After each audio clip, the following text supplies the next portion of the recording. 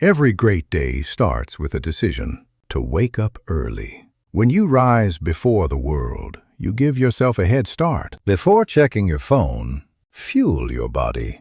A glass of water wakes up your mind and resets your energy. Move your body. A simple walk clears your thoughts, boosts your mood, and sets the tone for the day. Discipline begins with movement. Every push-up builds not just strength, but self-respect. Focus is a superpower. When you study without distractions, you turn effort into progress. Success is built quietly. Show up, do the work, and trust the process. Books shape your thinking. Read daily, and your future will thank you. Write your goals down.